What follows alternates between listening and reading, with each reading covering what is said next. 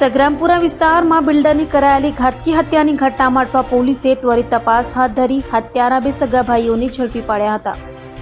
Athwa police મથકની હદમાં સગ્રામપુરા તલાવડી ખાતે રાણી તળાવમાં રહેતા બિલ્ડર આરિફ કુરેશીની મસ્જિદમાંથી નમાજ પડી બહાર આવતા જ પાછળથી હુમલો કરી ઘાતકી હત્યા કરી દેવાઈ હતી. તો ઘટના સીસીટીવીમાં પણ કેદ થતા અઠવા પોલીસ સહિત ઉચ્ચ અધિકારીઓ તપાસમાં જોડાયા હતા અને હત્યા કરી ભાગી છૂટેલા બે સગા ભાઈઓ ફૈઝ મુલ્લા તલ્લોઈ અને તબરેજ મુલ્લા તલ્લોઈને ઝડપી પાડ્યા હતા. તો આરોપીએ કબૂલાત કરી હતી કે મૃતક બિલ્ડર આરિફ કુરેશી અને તેઓના પિતા ફારૂક તલ્લોઈ વચ્ચે પૈસાની લેતી દેતી મામલે તકરાર ચાલતી હોય, જેથી મન દુઃખ રાખી અદાવતમાં તેની હત્યા કરી હતી. હાલ તો અઠવા પોલીસે બંનેની ધરપકડ કરી વધુ તપાસ હાથ ધરી છે.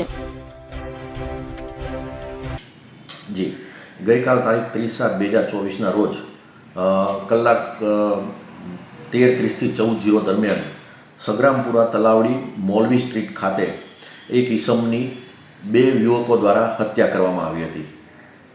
મરણ જનાર જે છે એ મોહમ્મદ આરિફ કુરેશી નાઓ, જે બિલ્ડરનો જેમની ઉંમર 55 વર્ષની હતી અને જે વ્યવસાય બિલ્ડર તરીકે કામ કરતા હતા. એમના દીકરા સુફિયાને અઠવા પોલીસ સ્ટેશન ખાતે ફરિયાદ આપેલી કે તેમના પિતાની બે યુવકો ફૈઝ અને તબરેજ, આ બે યુવકોએ પાઇપ અને છરીના ઘા મારીને હત્યા કરેલી છે. બરાબર, જેના અનુસંધાને BNSની કલમ 103(1) મુજબનો અઠવા પોલીસ સ્ટેશન ખાતે ગુનો રજીસ્ટર કરવામાં આવેલ અને તપાસ ચાલુ કરવામાં આવેલ.